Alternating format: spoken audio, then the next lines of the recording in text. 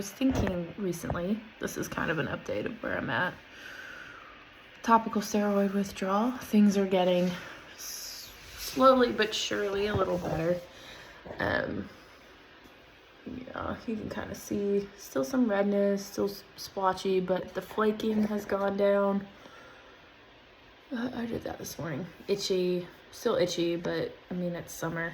I've noticed that when it's like hot and then I go into a cool area, like with air conditioning, I'll usually get like really itchy, but the wrinkles have gotten better too. Just everything's getting a little better with time. But I was thinking, I'm a Christian.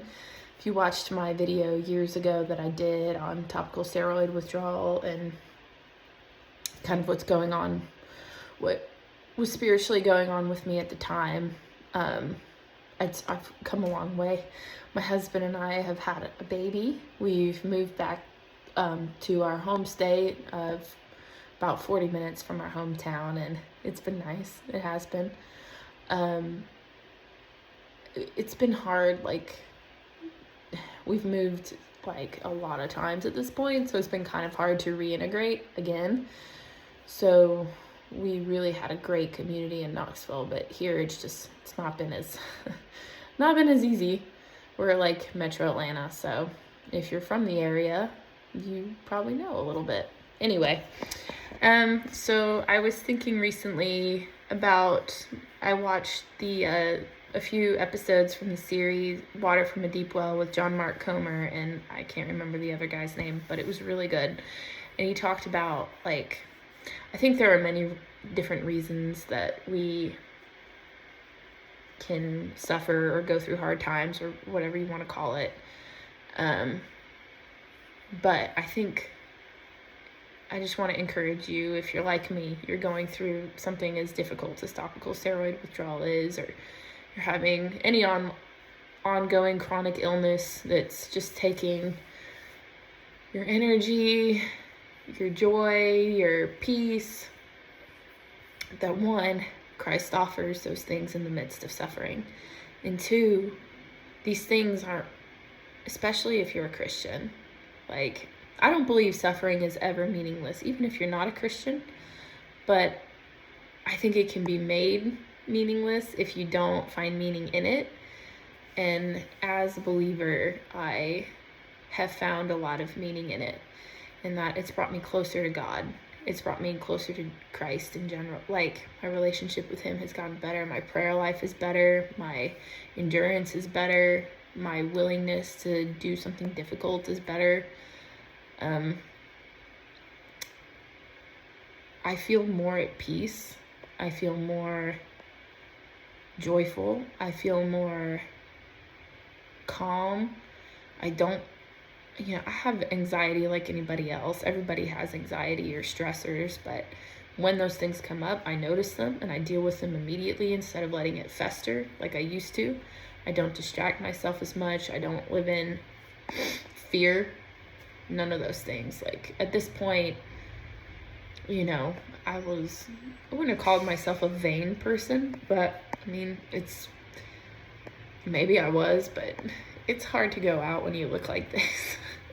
It's hard to be around like beautiful women and look the way that I do, you know what I mean? Like, if you've gone through it, you understand. But regardless, I am just grateful because at this point, like, the amount of freedom that I live with is leaps and bounds beyond where I was 6 years ago, and I'm about 5 years in, and I think I'm close to healing. I'm still like breastfeeding my daughter, and that's been going really well. I've still healed a lot even during that, but there's been like just really good stuff that's come out of it. And honestly, if I were to go back, I wouldn't change anything. Like, I wouldn't have changed what I've gone through in order to make it easier on myself, because I think I needed it. I know I needed it to push me in the right direction and push me closer to the Lord. And I know what it's like now to, like, how to compare living far away from him, even in like, I've always been a Christian, but living far from him and living close to him. And I'm not perfect. I hope I'm not making it sound like I am. Not every day is easy. This past week's been really hard, actually. But I can always come back to that, and I know how to get back to that. And I think that the only reason that I'm there is because I had something that kind of pushed me to the limit that I won't say the limits, because everybody has different limits, but I've had a relatively easy life. So for me, that was the limit, and I was pushed to it. So I was like, okay, so something has to change, or like I didn't know what was gonna happen. I was losing my mind. I couldn't sleep. I was crying all the time. I was like, I couldn't find like joy or peace or anything like that. So, but suffering historically for Christians has been a way to refine you.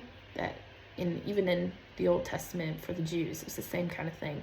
Suffering it's hard and it's painful, and it is meant for evil. God did not invent suffering, but he uses it to redeem us and to redeem the world, because that's who he is. He's loving and he's amazing. And I hope that this inspires you to seek a personal relationship with Jesus and a relationship with a Jesus-loving community, because that has also been pivotal, is being around people who love the Lord and who are beyond where I'm at in my walk, because they show who God is through their time and their love and all those things. And if it's not loving and it's not giving and all of that, it may not be Jesus. But also just make sure that you have a personal relationship with him so you can tell the difference.